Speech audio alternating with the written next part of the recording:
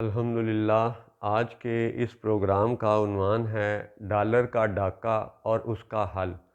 64واں حصہ 64۔ اعوذ باللہ من الشیطان الرجیم، بسم اللہ الرحمن الرحیم۔ الصلاۃ والسلام علیک یا سیدی یا رسول اللہ وعلی ازواجک و اصحابک و آلک یا سیدی یا حبیب اللہ۔ الحمدللہ آج لاہور شہر میں بروز جمعرات 29 رمضان المبارک 1444 ہجری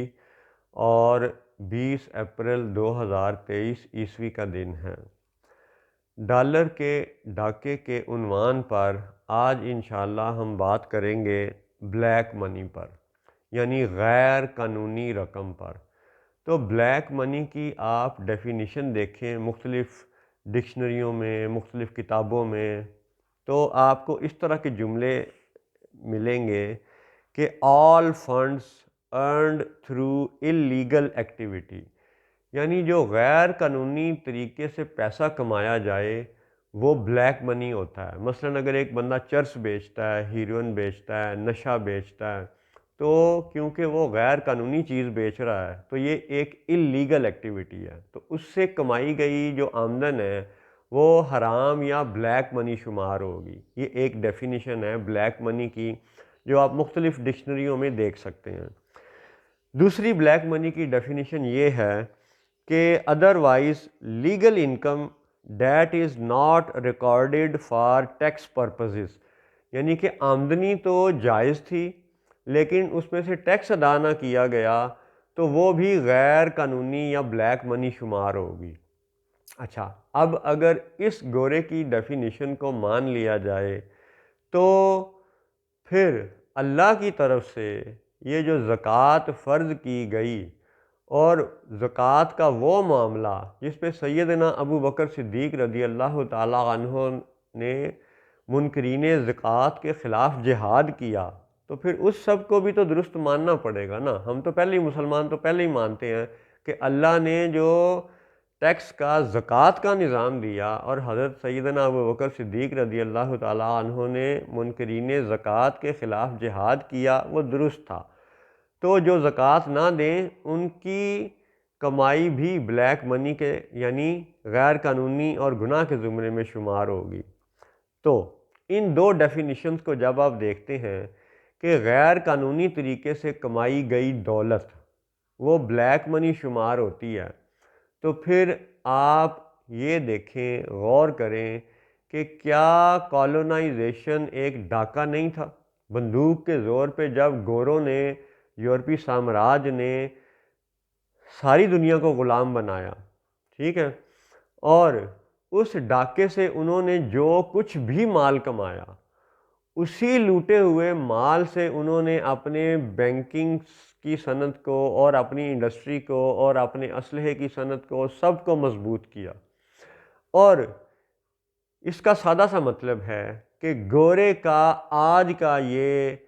ظاہری ترقی کا جو ایک جال ہے، اس جال کے پیچھے اصل میں حرام کا مال ہے، اور یہ اسی کی ڈیفینیشن ہے۔ کالنز ڈکشنری یہ کالونائزیشن والوں ہی کی بنائی ہوئی ڈکشنری ہے، اس میں بھی آپ جا کے دیکھ لیں تو اس میں ایک تیسری ڈیفینیشن بھی ملتی ہے امریکہ کے حوالے سے۔ امریکہ بلیک منی کو ایک اور زاویے سے بھی بیان کرتا ہے کہ money to fund a government project that is concealed in the cost of some other project. تو اس کو سادہ اردو میں یہ کہا جا سکتا ہے کہ حکومت کا ایک ایسا منصوبہ جس کی رقم کسی دوسرے منصوبے میں چھپا کر بیان کی جائے اور اس کو الگ سے ظاہر نہ کیا جائے، تو یہ بھی بلیک منی کی کیٹیگری میں آئے گا۔ تو اب اگر امریکی حکومت کی اس ڈیفینیشن کو کالنز ڈکشنری کے مطابق مان لیا جائے تو پھر غور کرو کہ تمام دنیا کے حکمران، انڈین حکمران، پاکستانی حکمران، یہ سب اپنے اپنے ملکوں کے خزانوں میں سے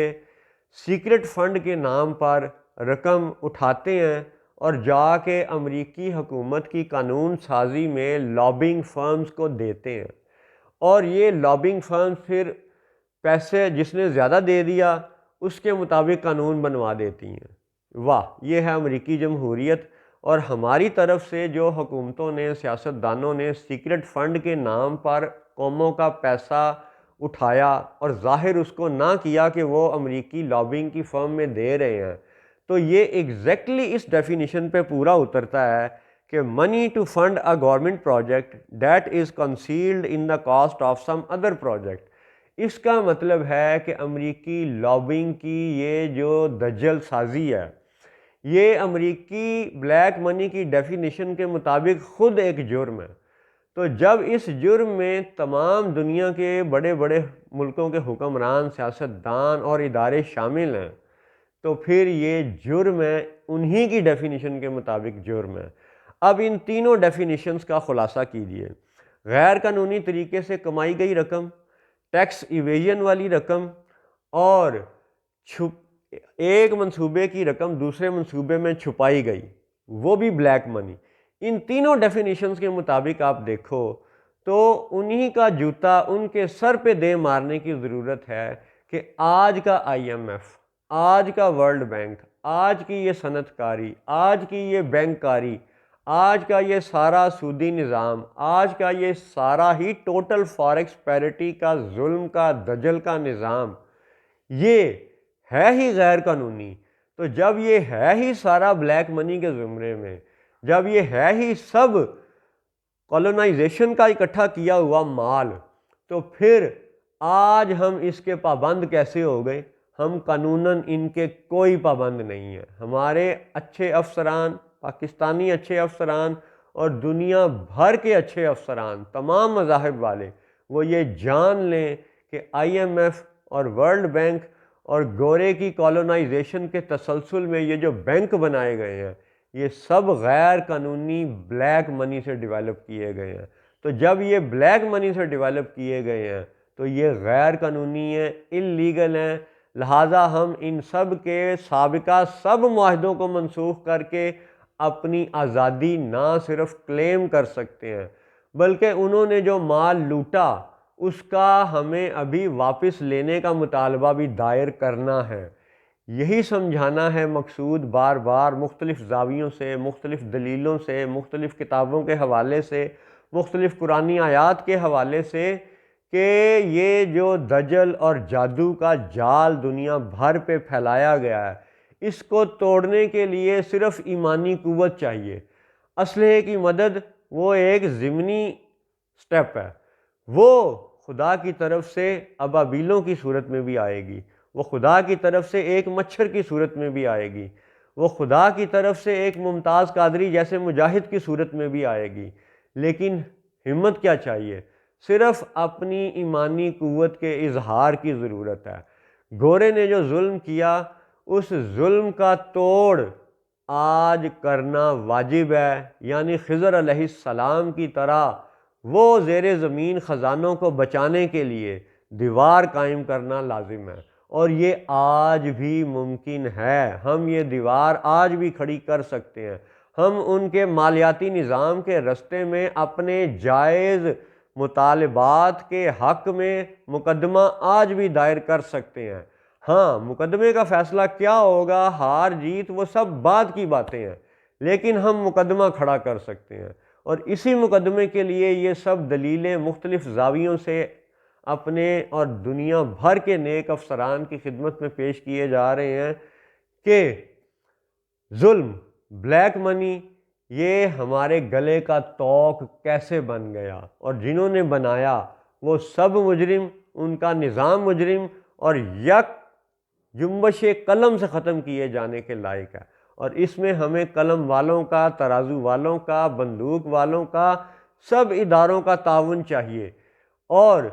ان کے جو چند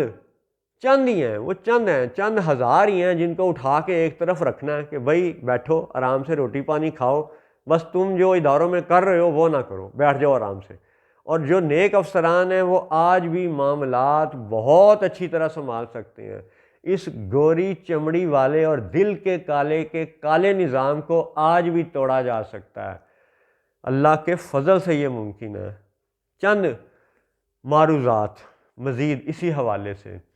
کہ جب ابراہم ایکارڈ سائن کرنے والے سائن کر چکے تو ان پر یہ لازم ہے کہ وہ ابراہیمی معاہدے کے مطابق پھر الہامی کتابوں کا سبق بھی مانیں، سود چھوڑ دیں اور فارکس پیرٹی کا دجل چھوڑ دیں۔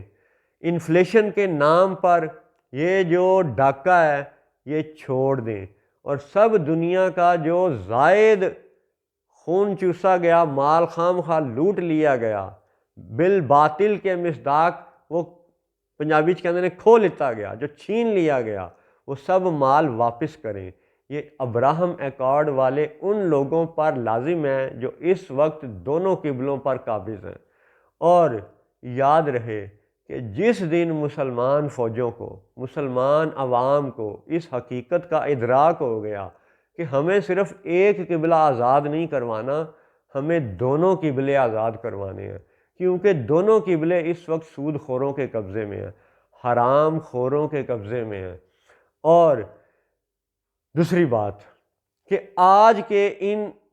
دونوں قبلوں کے حاکموں کا حال دیکھیں۔ نیتن یاہو پر کرپشن کے الزامات تھے، اس نے عدالتی نظام میں اکھاڑ پچھاڑ شروع کر دی، ٹھیک ہے۔ مکہ والوں پر دیکھیں کہ جب ایم بی ایس نے اپنی آل سعود فیملی کے لوگوں کو پکڑ کے تو رٹس کارلٹن ہوٹل میں ریاض شہر میں بند کیا اور پھر ان سے تقریباً $100 ارب کے قریب رقم وصول کر کے ان کو چھوڑ دیا، تو قرآن کی کھلی نفی اس نے بھی کی، کیونکہ قرآن میں تو یہ ہے، الہامی کتابوں میں تو یہ واضح سبق ہے کہ چوری کی سزا ہے ہاتھ کاٹنا اور ڈاکے کی سزا ہے موت۔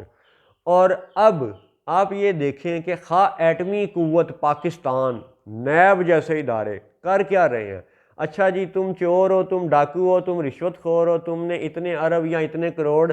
غبن کیا، تو اب اس میں سے 2% 4% حکومتی خزانے میں جمع کروا دو، باقی تمہارا۔ واہ، کیا یہ رسول اللہ کے دین کے ساتھ کھلا مذاق نہیں ہے؟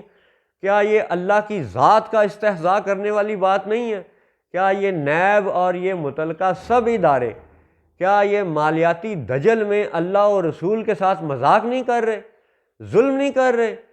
تو ان سب کو بار بار یہ بتایا جا رہا ہے کہ ابھی ان جیتی جاگتی آنکھوں کے ساتھ دجال کی آنکھ کو سمجھ لو، مان لو، جان لو، توبہ کر لو، ابھی توبہ کی مہلت باقی ہے۔ ابھی بھی آج اپریل 2023 عیسوی میں بھی اس گرے پڑے نظام کو سنبھالنا ممکن ہے اور ممکن ہے۔ اور دونوں قبلوں والوں کی ایک اور حقیقت آپ دیکھو کہ ادھر نیتن یاہو عدالتی نظام میں اکھاڑ پچھاڑ کر رہا ہے، ادھر مکہ والے قرآن سے بے وفائی کر رہے ہیں، اور ادھر ایٹمی طاقت والے Shahbaz Sharif, P D M and company وہ بھی عدالتی نظام میں اکھاڑ پچھاڑ کر رہے ہیں تاکہ ان کے جو کرپشن کے مقدمات ہیں وہ بھی دب جائیں، ختم ہو جائیں۔ اور ان کی ایک اور حقیقت کہ دونوں قبلوں والوں کو اس وقت میڈیٹر کے طور پہ چین اپنا کردار ادا کر رہا ہے۔ وہ کہتا ہے جی چین کہ میں اسرائیل اور فلسطین کے درمیان پیچ اپ کروا دوں گا، میں سعودی عرب اور ایران کے درمیان پیچ اپ کروا دوں گا، یعنی دونوں قبلے والوں کے فیصلے اس وقت چین کروا رہا ہے، جسے ہم کمیونسٹ کہہ لیں یا بے دین کہہ لیں۔ اور حالت یہ ہے کہ دونوں قبلے والے اس وقت نہ چور کے ہاتھ کاٹ رہے ہیں، نہ ڈاکے کی سزا، ڈاکو کو موت کی سزا دے رہے ہیں، دونوں قبلے والے نہیں کر رہے۔ اور وہ چین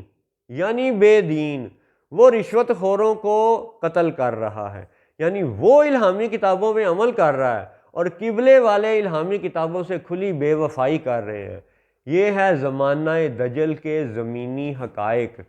تو آج کے پروگرام کا خلاصہ یہ ٹھہرا کہ گورے کی ڈیفینیشن کے مطابق جب اللیگل طریقے سے کمائی گئی آمدن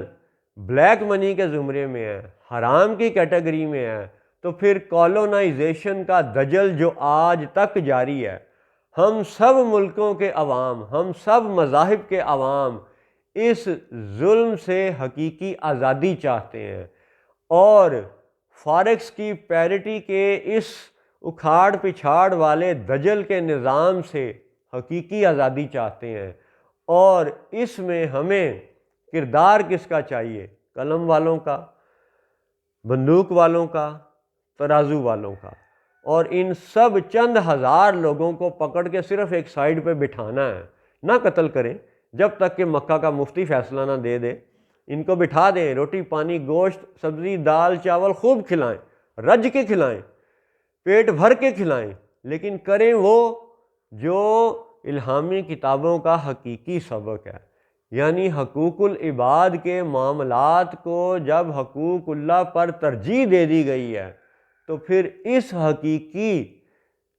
خالص توحید کو لاگو کرنا ضروری ہے۔ السلام علیکم ورحمۃ اللہ وبرکاتہ۔